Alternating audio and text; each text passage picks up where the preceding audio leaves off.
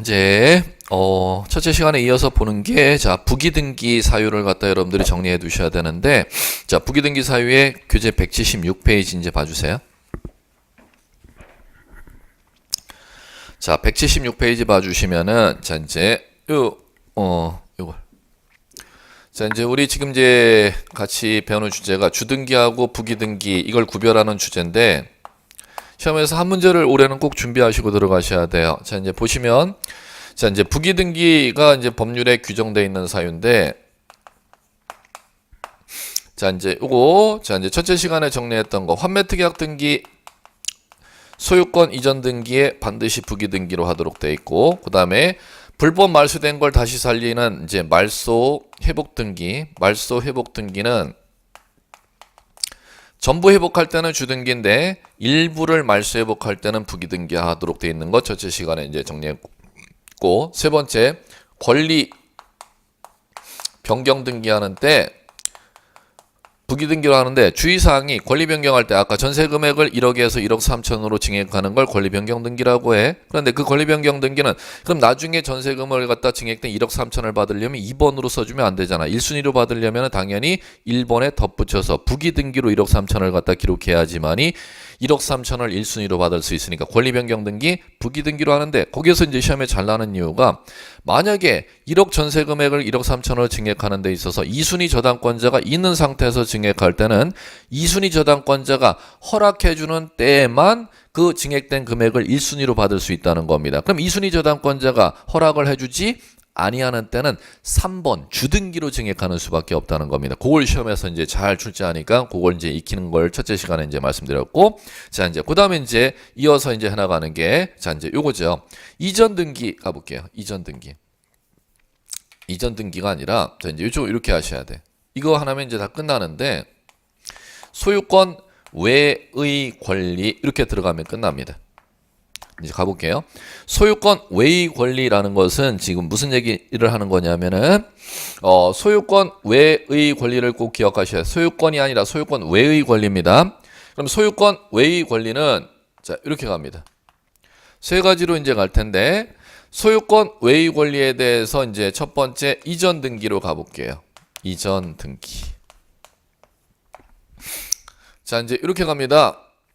만약에 소유자가 있으면 소유권 보존 등기 등기됐고, 최초 소유자 등기되고, 접수연월 접수번호 최초 소유자 A 이렇게 등기됐습니다. 그러면 소유자 A가 사망하면은 상속이라는 걸 원인으로 이 A의 토지 소유권을 상속받은 B 앞으로 소유권을 이제 바꿔주면 지금 여기에 소유권 이전 등기 이렇게 이제 용어 사용하지 않습니까? 그러면 이전 등기는 앞에 무엇이 나올 때만 노란 거 부기등기로 하도록 법에 규정되어 있느냐면 소유권 외의 권리 이전 등기할 때만 부기등기로 하도록 되어 있대. 그럼 여기는 상속받았으면 B가 상속받은 게 A로부터 소유권 상속받았으니까 법에서 없으니까 이거는 2번 이렇게 주등기로 하는 수밖에 없다는 겁니다. 그럼 마찬가지로 이 상속받은 이제 소유자가 상속 이전 등기하고 나서 땅을 팔았습니다. 그럼 팔았으면은 소유권의 연속성을 확보하기 위해서 C 앞으로 팔았다면 마찬가지로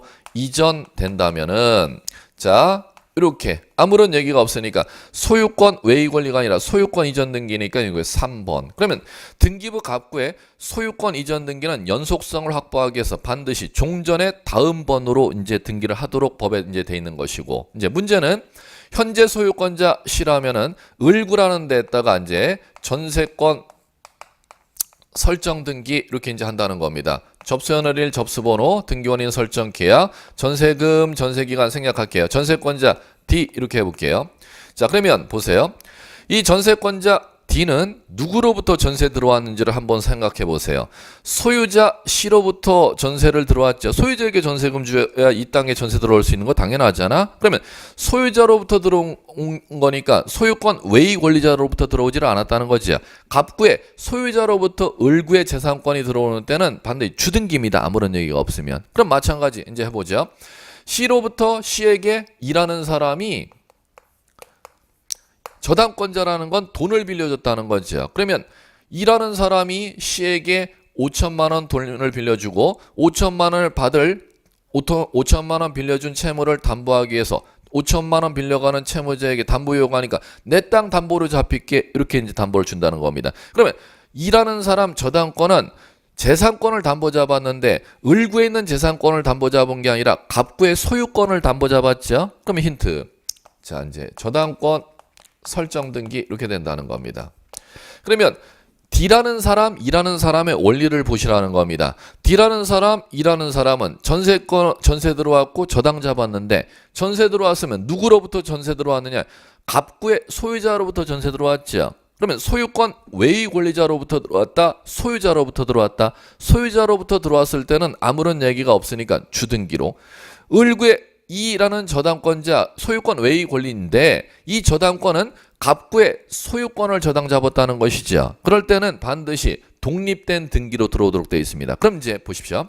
소유권 외의 권리 이전 등기라는 것은 지금 전세권 D가 들어왔으면 전세권자는 전세기간 중에 전세권을 소유자 상관없이 전세권을 타인에게 양도할 수가 있습니다. 그러면 만약에 F라는 사람이 전세권을 갖다가 들어오는데 소유자로부터 들어온 게 아니라 소유자로부터 전세 들어온 D로부터 전세권을 인수해서 들어온다는 겁니다. 그러면 소유권 외의 권리 이전 등기죠. 그러면 만약에 여기에 이제 전세권 이전 등기 이렇게 해버리면 갑구의 C로부터 F가 들어온 게 아니라 을구에 있는 재산권자로부터 이전을 받으면 이전받는 을구의 재산권 번호에 부기번호로 인수를 하여야 나중에 요 사람이 1순위로 보장을 받지 않습니까? 그렇기 때문에 이때는 3번이 아니고 소유권 외의 권리 이전 등기할 때는 을구의 재산권 등기 인수받는 번호에 부기 등기로 이렇게 1-1로 이전을 하도록 돼 있다는 겁니다. 자, 이제 첫 번째 정리할 거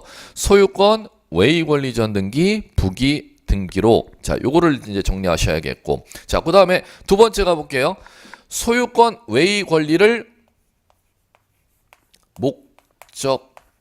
목적으로 하는 권리 등기 이렇게 법전에 규정되어 있습니다. 정확하게 법전 용어를 지금 제가 서술해 드렸는데 이게 이제 무슨 용어인지 이제 풀어 드릴게요. 자 이제 일하는 사람을 보십시오. 일하는 사람은 지금 갑구의 C의 소유권을 담보 잡았기 때문에 소유권 외의 권리를 저당 잡았다. 소유권을 저당 잡았을 때는 주등기로 들어오지 않습니까? 자 이제 보십시오. 만약에 자 G라는 사람이 저당권자로 들어오는데 저당권자가 G라는 사람은 자 이 E라는 저당권자는 소유권을 저당 잡았기 때문에 2번으로 들어왔지 않습니까? 그런데 만약에 G라는 저당권자는 이번에 자 F라는 사람에게 돈을 빌려주고 저당을 잡을 수가 있습니다. 그럼 F는 지금 누구냐 하면은 전세권 이전 받았으면 자 이건 이제 지워드려야지. 전세권 설정 등기 이전 등기하면 부기 등기로 하고 설정 등기하는 전세권자 D는 이제 말소하는 표시를 하면 되는 겁니다. 그럼 나중에 자 C는 전세금을 F한테 빼주고 자 부기 등기로 되어 있으니까 1순위로 전세금을 얘한테 빼주면 된다는 겁니다. 자 이렇게 이제 돼버리니까 종전의 전세 등기 안에 전세권자를 이제 말소하는 표시를 합니다. 이전 등기를 하면은 자 그러면은 자 이제 이 상태에서 F라는 사람이 G에게 돈을 빌려갖고 5천만 원을 갖다가 돈을 빌려준다면 돈을 빌려주는 채권자가 담보를 요구하니까 채무자 5천만 원을 빌려가는 채무자가 나 C의 지금 토지에 전세권을 D로부터 인수받아서 내가 지금 전세 살고 있어갖고 전세금을 박아난 게 있는데 그 전세금을 갖다가 채권자 G에게 담보 잡힐 수 있지 않습니까? 그러면 G라는 사람은 거꾸로 5천만 원 돈을 빌려준 데 대한 채권의 담보로 채무자로부터 어떤 재산을 담보로 잡냐면 토지에 대한 전세권을 갖다가 저당 잡을 수가 있다는 것이지요. 그럼 지금 이 경우는 G 저당권자는 소유권을 갖다 저당 설정하는 게 아니라 전세권을 목적으로 저당 설정이 들어간다는 거죠. 그럼 이게 이겁니다. 소유권 외의 권리를 목적 요까지 읽어보십시오. 그럼 지금 G라는 저당권자는 전세권이 소유권 이외의 권리지 않습니까? 소유권 이외의 권리를 목적으로 하는 권리 등기라는 용어는 그럼 뭔가 소유권 이외의 권리를 목적으로 하는 저당권이 요 권리에 관한 등기지 않습니까? 그럼 전세권을 목적으로 하는 저당 설정 등기를 하는 거지. 그러면 이 용어가 있는데 이 용어보다는 법전에 나와 있는 이 용어로 그대로 익혀주. 지문이 사례로 나면 이 용어로 알 수가 있지만 법률 용어로 나면은 이 법전에 나와 있는 용어로 그대로 출제하기 때문에 이 용어로 먼저 익혀주시는 게 이제 여러분들한테는 훨씬 더 나을 겁니다. 자, 다시 한번 소유권 외의 권리를 목적으로 하는 권리 등기라는 거 법률 용어가 뭔지 이해 작업을 좀 해주시기 바라고 요거는 사례로 나면 전세권을 목적으로 하는 저당 설정 이렇게 날 수가 있다는 겁니다. 그럼 여기 이제 여러분도 해보시면 되지. 그러면 요거는 이렇게 하면 되겠죠. 요거를 목적으로 이제 저당이 들어왔으니까 이렇게 1-1-1 이렇게 이제 들어오면 되는 겁니다. 자, 이제 이렇게 이제 하시면 되겠고, 자, 이제 마지막 하나 더 정리하실 거 이제 들어가 볼게요. 자, 하나 더 정리하는 게 소유권 외의 권리를 목적으로 소유권 외의 권리에 대한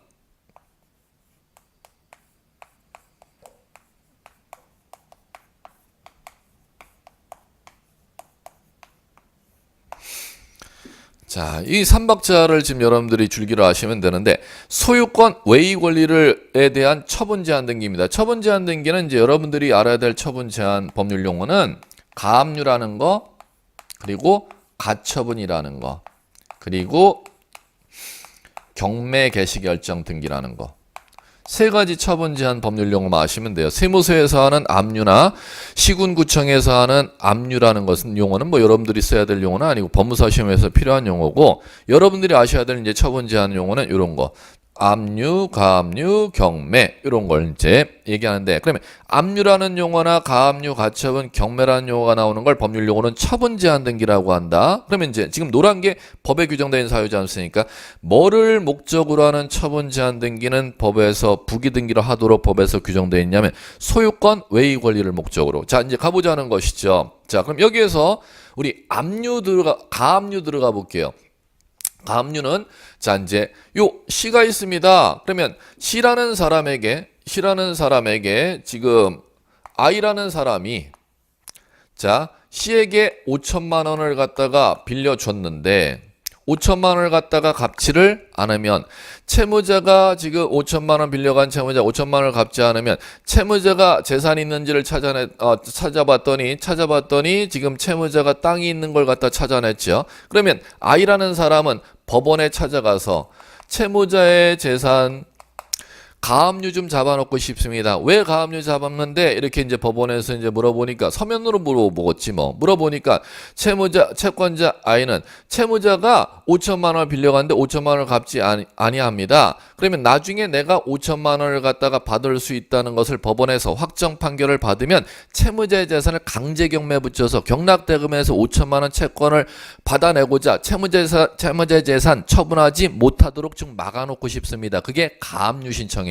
그럼 법원에 가서 가압류 신청을 채권자가 하면 법원에서 가압류 결정을 떨어뜨리면 가압류 결정을 내린 법원에서 등기소로 가압류 등기해달라고 촉탁이 들어갑니다. 그러면 채무자의 가압류 신청에서 채무자의 가압류 신청을 받은 법원에서 관할 등기소로 가압류 등기 촉탁이 들어가면 자 이제 가압류 등기가 배당이 여기 떨어지지 않습니까? 그러면 여기에는 소유권을 가압류, 소유권 외의 권리를 가압류, 소유권을 가압류 들어온 거니까 노란 거에 배당이 처분 제한 등기가 안 떨어지죠. 그럼 당연히 이렇게 4번 가압류.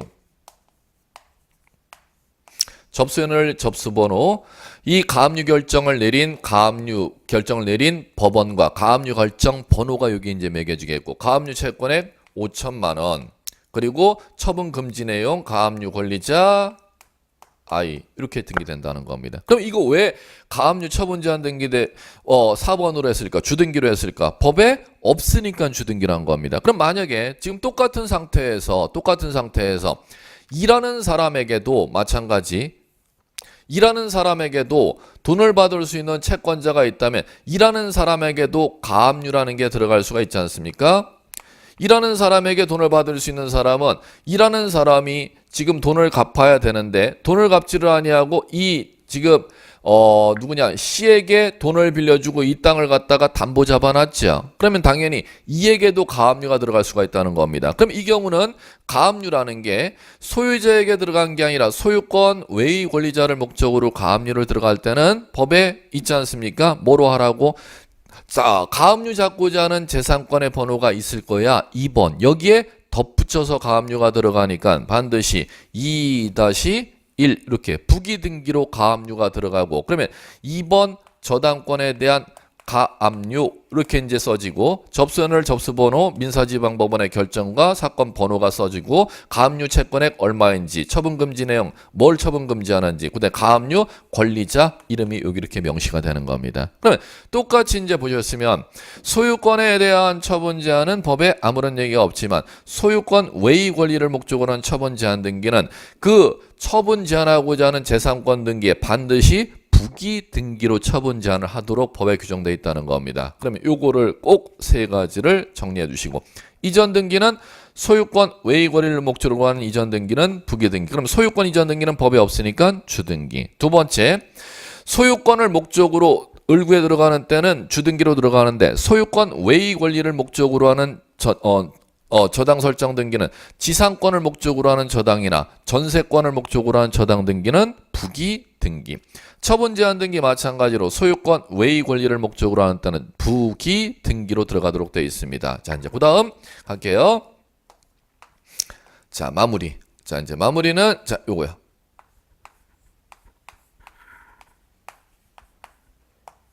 제일 많이 나오는 것도. 자, 특약이 나오면은 다 부기등기입니다. 특약 이 글자를 꼭 기억해 두시면 돼. 그럼 특약이 나오면 부기등기라는 것은 특약 나오는 것. 자, 요거요. 자, 특약은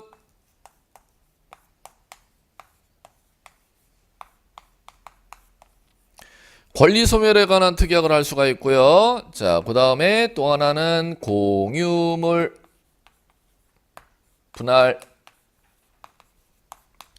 금지 특약을 할 수가 있고 자, 두 가지는 다 법률 용어. 자, 힌트 모르시면 힌트만 얻으시면 되는데 특약이라는 단어를 쓸 겁니다. 권리 소멸에 관한 특약이나 공유물 분할 금지, 공유물 불분할 금지 특약이라고 용어를 사용합니다. 이것도 이제 잘 출제하니까 특약은 그 재산권 등기에 반드시 부기 등기로 특약 내용을 등기하도록 법에 정해져 있다는 것입니다. 이렇게 이 정도가 부기 등기로 시험에 출제되는 법률에 규정된 사유니까 이 정도를 이제 정리해 주시기 바라고. 자, 됐습니다. 자, 이제 이렇게 정리하셨으면 이제 178페이지 이제 지문 마무리. 자, 하단에 양가로 3 부기등기 효력. 부기등기 순위는 주등기 순위해야 한다. 형광펜. 부기등기 상호간의 순위는 그 등기 순위에 의한다. 그대로 형광펜. 자, 이제 갑니다. 자, 형광펜 키워드 치셨으면 이해 작업. 자, 이제 이렇게. 자, 만약에 2의 1 이렇게 기록되어 있는 게 부기등기지 않습니까? 자, 그럼 이게 2의 1 이렇게 기록되어 있는 걸 부기등기라고 하는데 부기등기 순위에는 주등기 순위한다는 것은 요 2번 순위를 주장할 수가 있다는 겁니다. 앞에 2번 숫자를 주등기, 뒤에 1번을 부기 이렇게 부르는데 2의 1로 권리가 부기가 부여되어 있는 사람은 2번 순위를 주장할 수가 있다. 이걸 법률용어로 부기등기 순위는 주등기 순위해야 한다. 이렇게 부르는 겁니다. 또 하나 키워드 친 게 자, 같은 부기등기 2의 1, 그 다음에 2의 4 같은 2번 안에 부기가 1번, 부기 4번이 붙어 있지 않습니까? 이거를 같은 부기 등기 상호간이라고 하는 겁니다. 같은 부기 등기 상호간에는 뒤에 1번, 4번을 부기한 순서지요. 요거를 갖다가 요거 갖고 1번, 4번 이걸 갖고 순위를 가리도록 되어 있습니다. 요걸 법률 용어로 이제 이해하셔야 되는데 내용을 이해했으면 법률 용어로 접근 작업을 실무하시면 뭐 여러분 상관이 없는데 시험을 봐야 되니까 이 뒤에 거를 갖다가 법률 용어로 볼 때 뭐라고 부르냐? 그 등기한 순서 이렇게 부릅니다. 같은 부기등기 상호간에는 그 등기한 순서에 따른다 이렇게 되어 있어요. 그 등기한 순서 이렇게. 자, 이제 여기까지 익혀주시기 바라고. 자, 두 번째 문장이 있습니다. 자, 이제 그거 중요해요. 형광펜 잡으셔야 돼요. 주등기가 말소되면 부기등기는 등기관이 직권 말소한다. 형광펜. 주등기 말소 형광펜, 부기등기는 직권 말소 형광펜 치시고. 자, 주등기 말소 형광펜 치셨죠? 거기에다 두 글자 쓰세요. 신청.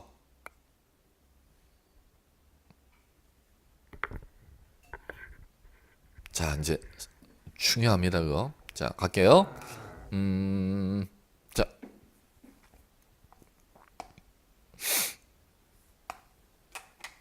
여기 있다. 따로 안 해도 됩니다. 여기 있네요. 자, 점검. 현재 전세권자 지금 D가 있습니다. 전세권 지금 2순위 저당권자 E가 있습니다. 전세권 이전 받아서 F로 넘어가 있습니다. 그러면 지금 전세기간이 만료하면은 소유자 C는 전세금을 갖다가 말소돼 있는 전세권 설정자 지금 말소돼 있는 D에게 빼주겠습니까? 이전 받은 F에게 빼주겠습니까? F에게 전세금 빼주죠? 전세권 이전 받아서 이 사람이 나머지 자녀 전세기간 살았으니까 C라는 사람은 지금 F에게 전세금을 빼준다는 겁니다. 그러면 자 이제 볼게요.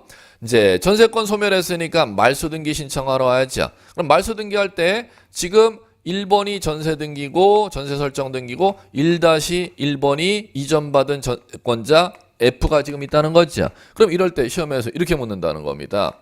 전세권 말소 등기 신청은 1번 말소해야 됩니까? 이전 받은 전세권 이전 등기를 말소 신청해야 됩니까? 이렇게 시험에서 묻습니다. 이게 이제 완전 실무 얘기로 들어갑니다.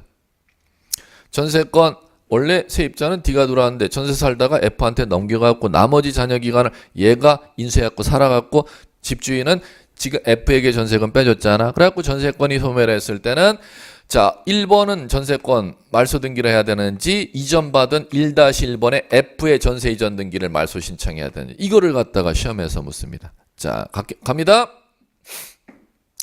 1번 요거를 갖다 말소.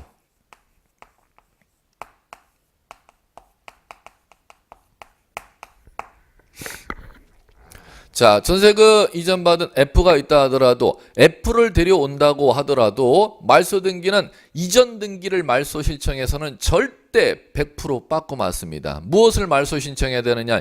1번 D의 전세권 설정 등기를 누구의 협력을 얻어서 말소 신청한다? F의 협력을 얻어서 주등기 말소 신청을 하면은 요 부기 등기 말소는 등기관이 권 말소 해주도록 돼 있다는 겁니다. 그럼 시험에서 이거요. 자, 주등기와 그 주등기에 부기등기가 딸려 있을 때는 부기등기 말소 신청한 다음에 X. 부기등기는 누가 말소? 직권 말소. 그러면 뭘 말소 신청해야 된다? 주등기 말소 신청을 하면 부기등기 말소는 누가 말소하도록 돼 있다? 등기관이 직권 말소하도록 돼 있다는 겁니다. 이게 이제 완전 실무 얘기들입니다. 시험에서 이걸 출제한다는 것이죠. 자, 이제 그걸 해주시면 될 거고. 자, 이제 등기 종류는 그 정도로 살펴보시면 되겠고, 교재 이제 180페이지. 자, 이제 다음 주제가 등기할 사항입니다. 자, 이제 등기할 사항은 이제 여러분들이 무엇을 이제 이해하셔야 되느냐 하면은 자, 요거요. 등기 사항. 1장에서 이제 시험 문제에서 반드시 빠지라 하면 서러워할 주제입니다. 반드시 출제되는 주제인데 등기 사항이라는 이제 주제는 등기 1등기 기록에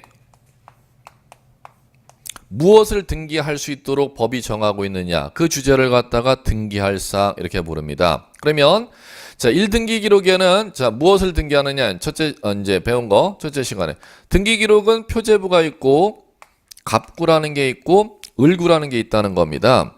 그러면 표제부, 갑구, 을구에 무엇을 등기할 수 있도록 법에서 정하고 있느냐면 자, 이제 이 세 가지를 등기할 수 있습니다. 먼저 표제부에는 등기할 수 있는 물건을 갖다가 등기하죠. 그러면 어떤 물건을 등기할 수 있는데 그걸 법률용어로 등기할 사항인 물건 이렇게 부르고 자, 두 번째 갑구, 을구에는 그 물건에 대해서 생기는 권리 변동이라는 걸 등기합니다. 자, 이제 그러면 하나씩 이제 가시면 되는 겁니다. 자, 등기 후에 어떤 물건 등기할 수 있는지 등기할 수 있는 물건 이제 봐볼게요. 등기할 수 있는 물건은 토지를 갖다 1등기 기록할 때는 한 필지 토지가 등기할 수 있는 물건이겠죠. 건물을 등기할 때는 한 개 건물이 등기할 수 있는 물건입니다. 한 개 건물. 그 다음에 집합 건물을 등기할 때는 일동 건물 단위로 등기 기록을 두도록 되어 있습니다. 이렇게. 자, 세 가지. 자, 그러면 토지 등기할 수 있는 물건은 일필지, 건물 등기할 때는 한 개 건물 단위로 등기 표제부에, 그 다음에 분양 건축물을 등기할 때는 일동 건물 단위로 등기할 수 있다. 이제 이렇게 하나 가시면 돼요. 그럼 이게 이제 기초 베이스고, 여기에 그러면 어떤 토지, 어떤 건물, 어떤 일동 건물을 갖다 등기할 수 있는지 구체적으로 이제 나와 있는 게, 법전에는 이제 요거만 제시되어 있고, 법전의 하위 규범을 갖다가 등기 예규라고 하는 겁니다. 그러면 등기 예규에서 등기할 수 있는 물건과 없는 물건을 구별하는 걸 등기 예규에서 정하고 있으니까, 이제 시험 문제는 이 등기 예규 쪽을 갖다가 출제할 겁니다. 자, 이제 가보죠. 자, 등기 예규에서 첫 번째 이제 보셔야 될 게, 자, 여러분들 보시면 180페이지 하단에 하천 나오죠. 하천의 등기 능력. 하천의 등기 능력. 자, 그럼 보시면 그 하천에 대해서는, 자, 이제 내용 읽어볼게요. 뭐라고 써놨나? 공공용으로 사용되는 토지로 원칙적으로 특정 개인이 사적으로 소유할 수가 없다. 따라서 하천은 특정 개인의 소유권이 성립할 수 없고, 소유권을 전제로 하는 등기할 수 없음이 원칙이다. 그러나 종전의 사건의 대상이 되었던 토지가 하천으로 지정되어 국유로 소유권이 귀속이 이루어지지 않아 계속 등기된 토지, 또는 비록 등기되어 있지 않았지만 여전히 개인 소유권이 성립하고 있는 경우는, 토지의 경우는 예외적으로 소유권과 저당권을 등기할 수가 있다. 이렇게 놨죠. 그럼 결론 뭔 얘기냐? 종전의 하천법에는 하천은 국유제가 원칙이었습니다. 개인이 절대 소유하지를 못하도록 법에서 금지를 시켜놨었다는 거죠. 그런데 하천법이 1990년대 이후에 전면 개정이 되었습니다. 그럼 1990년대 이전에는 하천 국유의 원칙에 의해서 하천, 국가하천이나 지방하천으로 편입된 땅은 개인이 법적으로 절대 소유할 수 없도록 되어 있는데, 하천 국유화 제도가 폐지가 되었습니다. 참고로. 그러면 90년대 이후 하천법 전면 개정 이후서부터는 이제 하천법에 적용을 받는 지방하천, 지방 1급 하천, 2급 하천 이렇게 간판 붙어 있는 토지도 개인이 법적으로 소유할 수 있는 땅으로 하천법 개정으로 바뀌었다는 겁니다. 그러면 등기부에도 개인이 소유할 수 있으니까 거래가 된다면 소유권, 저당권을 등기할 수 있도록 법에서 만들어 놨다는 거죠. 그런데 자, 하천법에 적용을 받기 때문에 소유권에 대해서는 소유권 행사할 수가 있지만 공용 제한이라는 것을 갖다가 받기 때문에 용익물권 설정은 법에서 금지하도록 제한을 걸어놨습니다. 그럼 용익물권이 지금 무엇이냐면은, 자, 그 교재에서 그 얘기를 갖다가 안 해놨네. 시험은 빠졌네. 결론은. 자, 갈게요.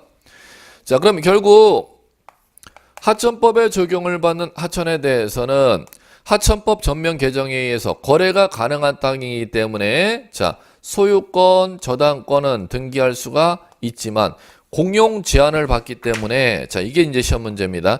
공용 제한이라는 건 이건 지방 하천으로 지금 편입된 땅이잖아. 그럼 네가 소유할 수는 있지만, 그럼 소유하니까 땅을 팔아먹을 수도 있고 은행 가서 대출을 받을 수도 있지만, 지방 하천으로 편입된 땅에 대해서, 자, 세입자를 들이는 재산권 행사는 소유자는 하지 못하도록 금지를 시켜놨다는 거죠. 그게 네 가지입니다.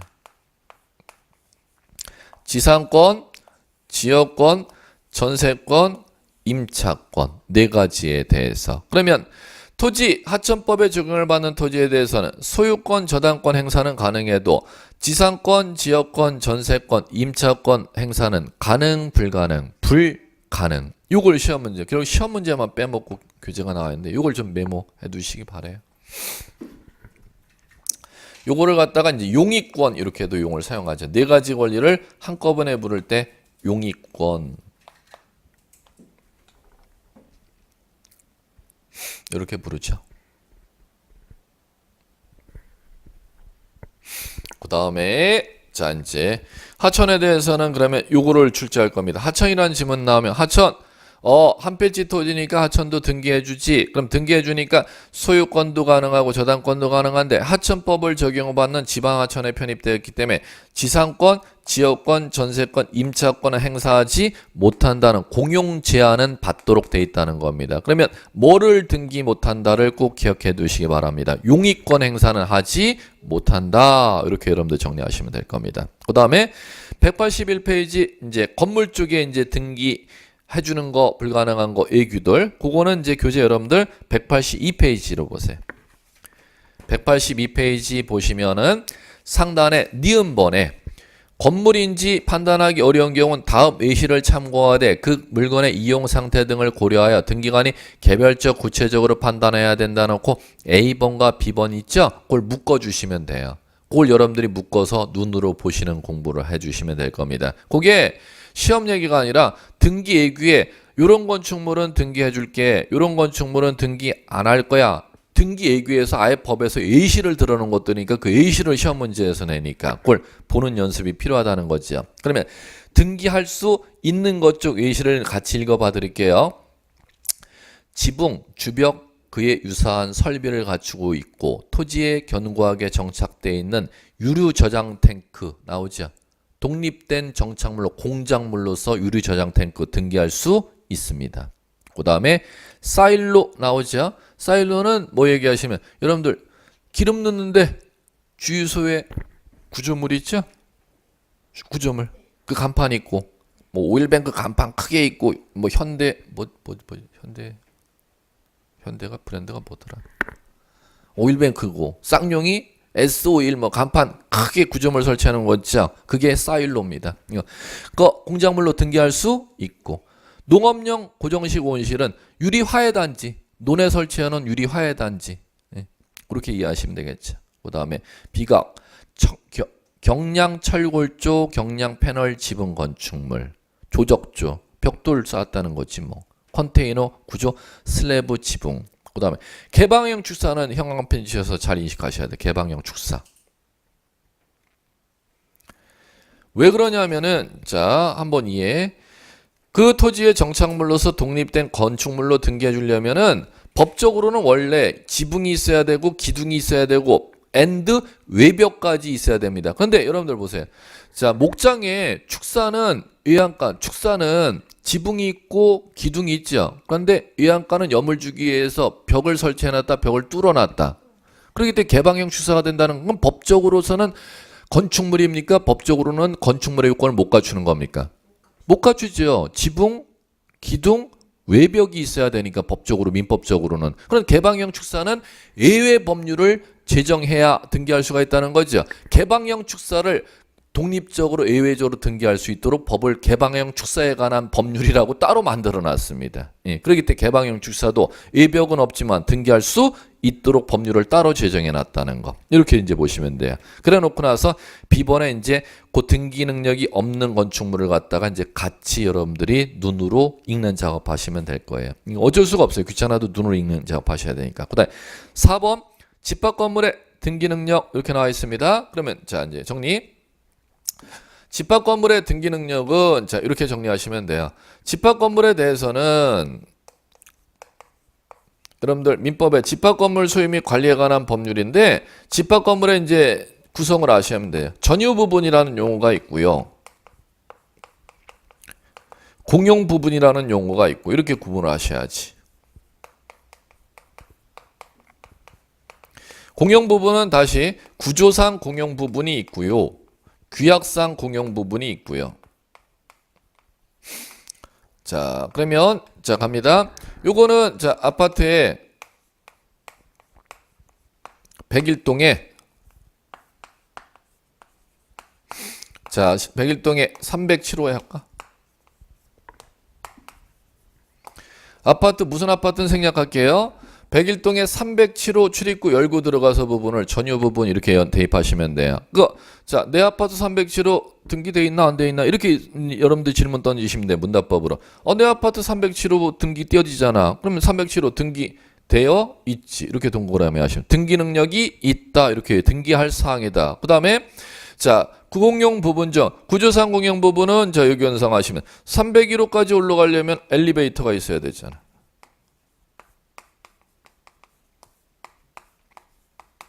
계단도 있어야 되잖아. 그다음에 공동 복도도 있어야 되잖아.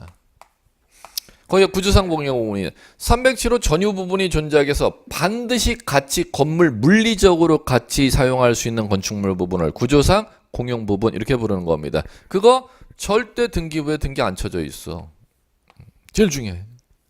여러분 그럼 등기부 띄워보면은 엘리베이터 면적이 얼마인지 계단 면적이 얼마인지 복도 면적이 얼마인지 등기부에 나온다 안 나온다? 안 나온다. 꼭 기억해 두셔야 돼요. 자, 그 다음에 세 번째는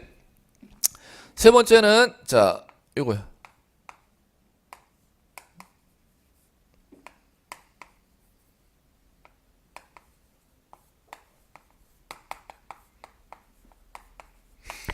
1층에 현관 출입구 열고 좌측에 101호가 있는데 101호는 그 아파트 주민들의 휘트니스 시설로 이용하는 거예요. 휘트니스 시설로. 그러면 자 101호는 원래 지금 307호와 똑같이 분양할 수 있는 데임 분양할 수 없는 데임. 분양할 수 있는 데인데 아파트 입주에 들어오는 사람이 공동시설로 체육시설로 휘트니스 시설로 사용하기로 묶어놓은 부분이라는 거죠. 그걸 걸어서 규약상 공용 부분 이렇게 부르는 겁니다. 그러면 규약상 공용 부분 이것도 마찬가지고 규약상 공용 부분이 이것도 규약상 공용 부분인가?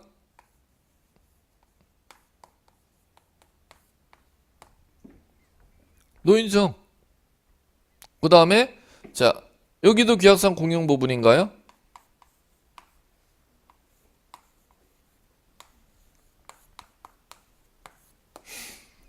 관리사무소. 그러면 지금 노인정이나 관리사무소는 그 아파트 동에 101동에 있다 바깥에 독립된 건물로 있다. 그걸 이제 부속 건물로 규약상 공용 부분이라고 부르는 것이고 그러면 101동 안에 101호 휘트니스 체육시설은 전유 부분으로서 규약상 공용 부분. 지금 이건 여기까지 가면 이제 머리가 아파지는데 자 알아야 돼. 근데 이 정도 상식적으로. 그러면 규약상 공용 부분은 전유 부분으로서 규약상 공용 부분도 있고 부속 건물로서 규약상 공용 부분도 있다는 겁니다. 실무적으로. 그러면 어쨌든 이런 부분에 대해서는 법적으로 전유 부분임 공용 부분임. 왜? 전유 부분이면 등기가 쳐지고 공용 부분은 등기가 안 쳐지니까 이건 지금 이 원리를 아셔야 이 부분이 등기가 되는지 안 되는지를 결론을 낼 수가 있기 때문에 자 가요. 전유 부분은 등기 칠 수 있다 그랬습니다. 공용 부분은 등기 칠 수 없다 그랬어요. 그럼 규약상 공용 부분을 많이 마무리하셔야 여기 시험 문제가 끝난다는 겁니다. 규약상 공용 부분 등기 칠 수 있다. 왜? 규약이라는 게 만약에 없었다면은 101호 뭐로 가는 거예요? 1로 가는 거잖아, 배당이. 전유 부분으로 가는 거잖아요. 규약이 없었다면. 그런데 규약을 체결했다는 건 이거 휘트니스로 분양받는 사람이 같이 사용하기로 묶었다는 거 아니에요. 그럼 원래 성질은 규약이 없으면 전유 부분의 성질이기 때문에 등기할 수 없다가 아니라 등기할 수 있다. 그럼 시험에서는 이걸 제일 많이 묻는다는 거죠. 근데 세 개를 다 알아두셔야 돼요.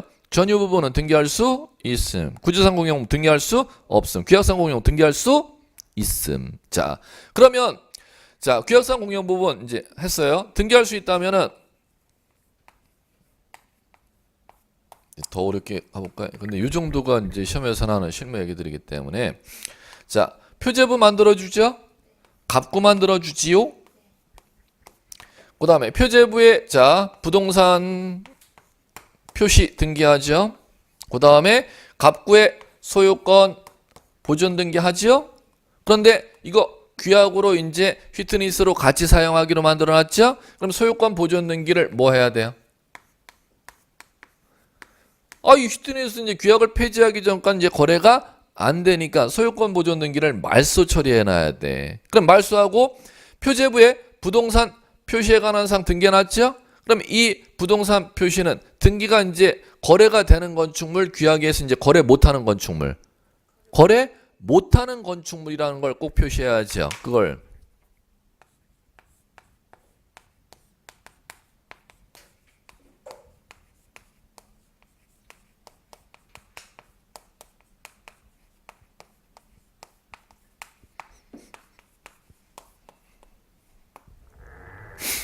뭐라고 부른다?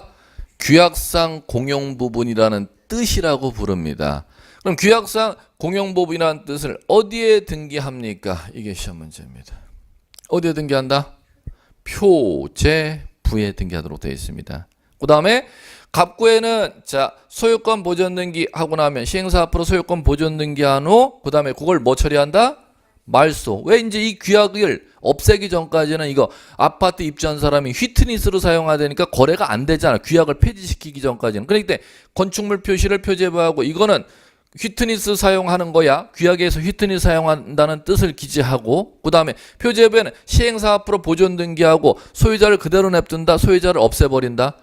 왜 이건 같이 공용하는 건축물이기 때문에 그 보존 등기를 말소 처리한다는 겁니다. 그럼 등기 기록이 뭐와 뭐가 남아있다? 표제부와 갑구가 이제 남아있는 겁니다. 그럼 이제 시험 하나 더 갑니다. 이 정말 많이 나왔어요.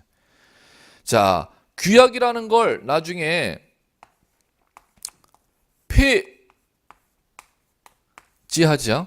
그럼 규약을 폐지하면은 공용 부분으로 풀리는 거예요? 아니면 전유 부분으로 이제 풀려버리는 거예요? 규약을 폐지해버리면 나중에 아파트 입주 때 회의 열어서 규약을 3분의 2 동의 열어서 폐지시켰어. 그러면은 전유 부분으로 풀리는 거예요? 공용 부분으로 풀리는 거예요? 전유 부분으로 풀리죠. 그럼 거래가 규약을 폐지하면 거래가 이제 된다는 거예요? 안 된다는 거예요? 된다는 거죠. 규약 폐지하면은 거래하기 위해서 무슨 등기해야 됩니까? 그게 독립된 시험 문제로 출제했었어요. 규약을 폐지하면 무슨 등기해야 됩니까? 무슨 등기해야 될까요? 무슨 등기하여야 될까요? 소유권 모르겠어요. 자, 들어요. 규약을 폐지하면은 자, 우리 민법에서 자, 처음 소유권 취득하면 원시 취득. 종전에 있는 소유권을 가져와 취득하면 승계 취득. 원시 취득은 보존 등기하고 승계 취득은 이전 등기로 해야 돼요. 법적으로 실무로 보면은. 원시 취득은 다시 한번 보존 등기, 승계 취득은 이전 등기. 그럼 규약을 폐지해서 소유권 취득하는 게 원시 취득, 승계 취득. 승계 취득. 그럼 무슨 등기해야 돼? 그렇지. 그런데 아니니까 시험 문제 꼭 나는 거 아닙니까?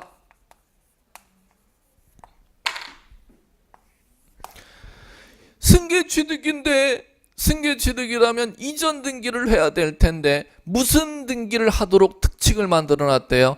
소유권 보존 등기. 말소 등기 밑에 다시 소유권 보존 등기를 하도록 만들어 놨다는 겁니다. 그러니까 이게 시험 문제 났지. 독립적으로. 승계 취득이라면 이전 등기해야 될 텐데 이전 등기 안 하고 무슨 등기한다? 보존 등기하는 것입니다. 이렇게. 자, 참고로 말씀드리면 이쪽 지금 주제들이 실무에서 제일 어려운 주제들이기 때문에 지금 중개사 공시법령 등기법 시중 출판사의 교재로 오류가 없는 교재가 단 한 권도 없습니다. 100% 전부 다 오류로 되어 있습니다. 이렇게 되어 있어요. 자, 들어보세요. 규약상 공용 부분에 대해서는 표제부만 맹근다. 한번 시중교재 심심하시면 서점에 가서 검증해 보세요. 제 얘기를. 단 한 권도 빠지지 않고 오류가 다 돼 있어요. 단 한 권도 시중의 모든 교재가. 실무 얘기를 따라갈 수 있는 지금 교재가 없습니다. 예. 무슨 표제부만 돼 있어. 규약상 공용 부분에 대해서는 표제부만 돼 있어요. 갑구도 있어요. 갑구도 있어. 근데 그 갑구에 소유권 보존 등기 기록을 말소하는 기록을 갑구에 담고 있어. 그리고 표제부에는 자, 부동산 표시 등기하고 뭐 뜻을 꼭 기억해야 돼. 이게 시험 문제네요. 뭐를 등기하는데요? 이 건물 표시는 규약에 의해서 공용 부분으로 묶어놓은 거야라는 뜻을 반드시 어디에 등기해요? 표제부에. 요까지는 아셔야 돼요. 시험 문제. 그 다음에 규약을 폐지해버리면은 승계 취득임에도 불구하고 보존 등기 안 해요? 무슨 등기해야 돼요? 이전 등기 안 해요. 소유권 보존 등기합니다. 그럼 이거 하고 이거 이해하고 났으면 결론. 시험에서 나는 키워드는 꼭 잡으셔야 돼요. 규약상 공용법이라는 뜻 어디에다 등기? 표제부에. 규약 폐지하면 승계 취득인데 이전 등기하는 게 아니라 무슨 등기? 소유권 보존 등기. 이 두 가지라도 꼭 잡아주세요. 이론 마지막 심화 과정이니까 요까지 좀 할 줄 아셔야 돼. 그리고 이쪽 정리하는 건 집합 건물 등기치는 건 전유 부분 등기할 수 있어. 구체상 공용 부분 등기할 수 없어. 귀약상 공용 부분 등기할 수 있어. 요거하고 요거 5개 잡는 거 키워드 어려운 거 아니잖아요. 이 정도만 잡아내 모든 어려운 문제까지 다 풀어낼 수가 있으니까 요 정도를 지금 잡아주시면 될 겁니다. 자, 됐고요. 자, 그다음에 넘겨보세요. 184페이지. 자, 이제 등기할 수 있는 권리. 자, 등기할 수 있는 권리는 지금 요쪽 등기부 갑걸구에 몇 가지 권리를 갖다가 등기할 수 있도록 법에서 정하고 있느냐. 이제 그걸 다루는 주제인데 부동산 등기법에 등기할 수 있는 권리는 이제 9개인데 여러분들이 이제 이해하셔야 될 게 등기 권리 중에서 여러분들이 184페이지에 중단에 핵심 체크하고 오른쪽에 185페이지 핵심 체크 있죠? 예. 그럼 오른쪽 185페이지 핵심 체크 그 그림 두 개를 이해하시면 시험 문제는 다 풀어나갈 수가 있습니다. 자, 이제 갑니다. 자, 185페이지 상단의 핵심 체크 그림, 하단의 핵심 체크 그림 두 개를 갖다 비교해서 말씀드리게 시험 집중 공략하시면 되고 반드시 나오는 주제니까. 자, 갑니다. 자, 이제 요거 이제 이해 들어가 볼게요. 토지 건물의 소유권이라는 권리 이제 여러 가지 권리를 등기할 수 있지 않습니까? 그럼 이제 가볼게요. 두 가지 주제가 이제 무슨 얘기냐면은 첫 번째 이제 주제는 이게 노량진동 10번지 필지 땅. 자, 두 번째 주제 똑같아요. 노량진동 10번지 필지 땅이 있어. 이렇게 이제 여러분들이 가정하시면 돼요. 그래, 노량진동 10번지 필지 땅이 있는데 이게 300제곱미터인데 300제곱미터에서 지금 동쪽에 요쪽에 80제곱미터가 있다는 겁니다. 그럼 10번지 필지 300제곱미터 중 80제곱미터는 한 필지가 300제곱미터. 그럼 300제곱미터 중 80제곱미터는 뭐라고 법률 용어로 부를 거냐면 부동산의 특정 일부라고 부르는 겁니다. 이걸 뭐라 부른다? 부동산의 특정 일부. 시험 지문에 나올 땐 요거를 자 이제 갈게요. 갑이라는 사람이 소유하고 있어. 이제 이렇게 갑니다. 갑이라는 사람이 소유하고 있어. 첫 번째 형태는. 자, 그럼 두 번째 형태는 10번지 필지 300제곱미터인데 300제곱미터에 지금 이쪽에 80제곱미터의 노란 바운더리가 안 쳐졌어요. 자, 그럼 여기에서 지금 두 번째의 경우는 이렇게 가는 겁니다. 10번지 필지 땅을 갖다가 갑이라는 사람이 2분의 1을 지분을 소유하고 있고 을이라는 사람이 지분 2분의 1을 소유하고 있어. 이렇게 이제 가시면 돼요. 그럼 여기에서 노란 것은 지금 여기에다가 노란 것을 치시면 돼요. 그러면 갑의 노량진동 10번지 필지 토지에 대해서 갑, 을이 공유하고 있는 토지 중 갑의 공유 부분이라면은 전부입니까? 공유 지분 일부입니까? 갑, 을 공유 지분이 합하여 전부라면 갑의 공유 지분 노랑 부분 2분의 1 동그라미 쳐주는 공유 지분 일부라는 거죠. 그럼 지금 이거하고 용어가 뭐가 다를까? 이거는 부동산의 특정 일부. 밑에 것은 부동산의 공유 지분 일부. 이렇게 용어가 달라진다는 거죠. 자, 이제 갑니다. 자, 이제 여기에서 자, 거기에 보시면 부동산 일부에 자, 이제 이렇게 가보죠.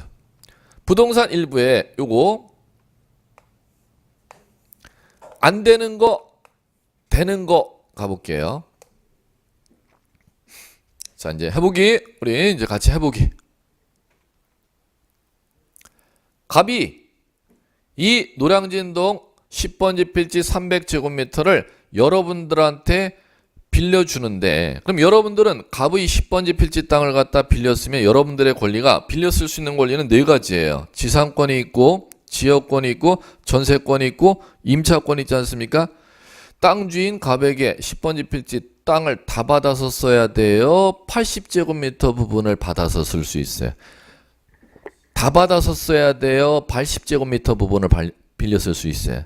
80제곱미터 부분 빌려 쓸 수 있잖아. 그러면 자 80제곱미터 부분에 등기할 수 있다는 자 빌려 쓰는 권리를 이 밑에 배당시켜서 여기다 적어 나가면 되잖아요.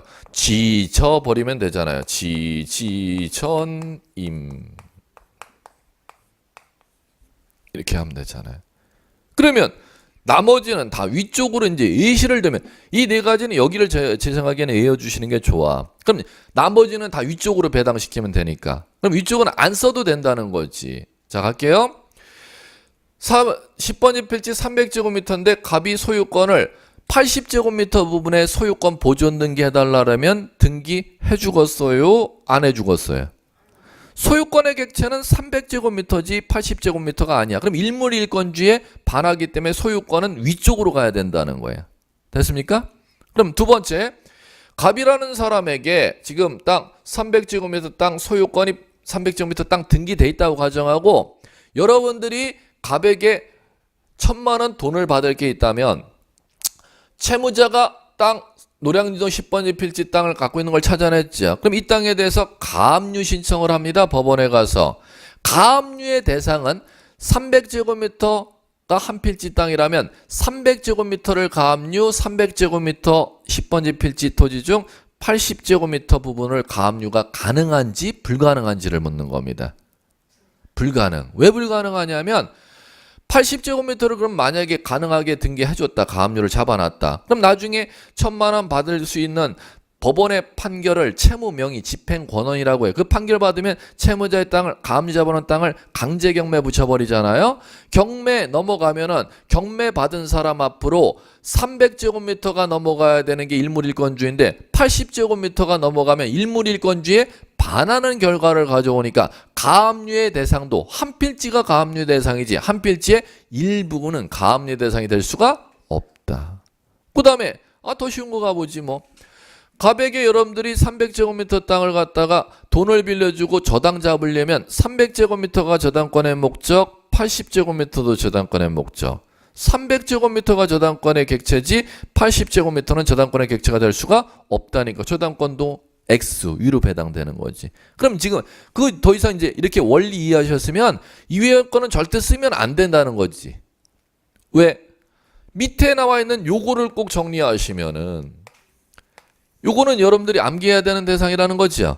지, 전, 임, 암기. 나머지는 다 이쪽이지. 여기 거를 갖다 암기하면서 써나가는 이런 공부하시면 안 되지. 이거를 제외하고는 300제곱미터 중 80제곱미터에서 등기할 수 있는 게 이거 말고는 없는데 그럼 나머지는 다 이쪽에 배당된다 이렇게 하시면 되는 거지. 이쪽을 굳이 암기할 필요는 없다는 거. 원리만 이제 설명드렸으면 암기할 필요는 없다는 거죠. 이제 가볼게요. 이제 밑에 쪽 갈게요.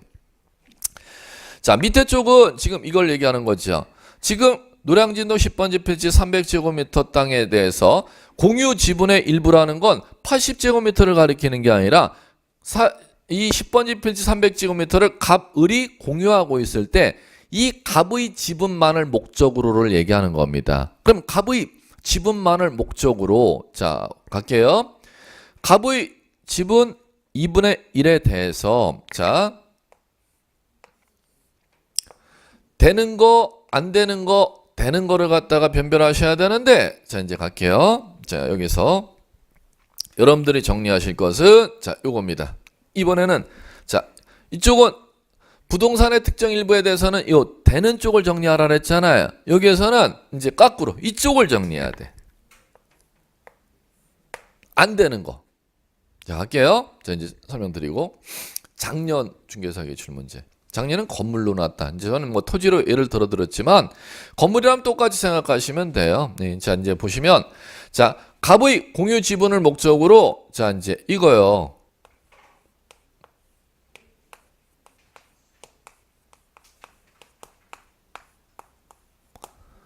야 지금 그럼 이것 때문에 시험에 매년 나는 거 아니야. 지지자님이 어디로 가느냐에 따라 되는 게 있고 안 되는 게 배당이 있기 때문에 이걸 갖고 매년 출제를 한다니까요. 뭐가 이렇게 중요한지는 모르겠는데 이걸 갖다 출제니 매년 출제한다는 겁니다. 그럼 해볼게요. 10번지 필지 300제곱미터 노량진동 토지에 갑의 공유 지분 2분의 1을 목적으로 전세 계약 체결할 수 있음 없음? 없음.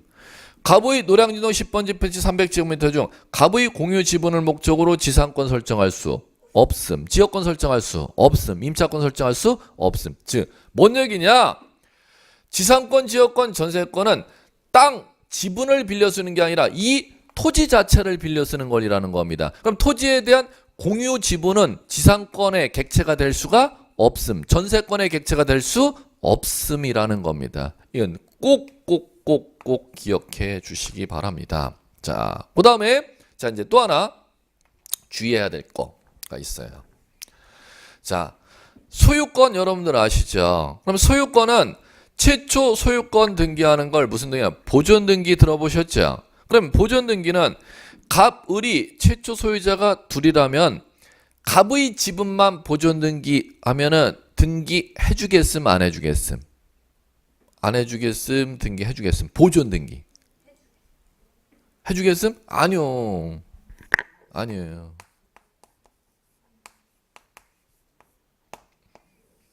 안 해주겠음. 일로 배다. 안 해주겠음. 거기다 써놓고 지금 찾아냈네. 자, 그 다음에 자 갈게요.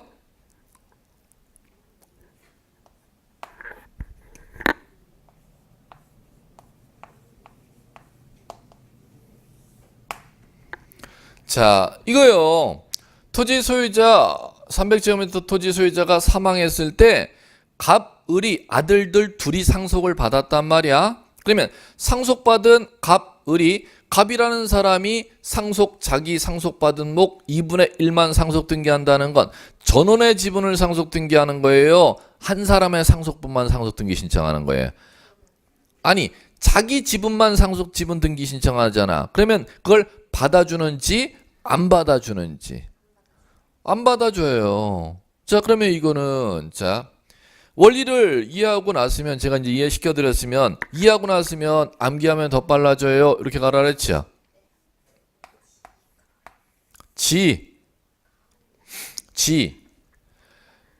갑의 지분을 목적으로서는 보존 등기, 상속 등기 가능 불가능? 불가능. 그러면 보존 등기, 상속 등기는 공유 관계일 때 갑의 지분만 하래요.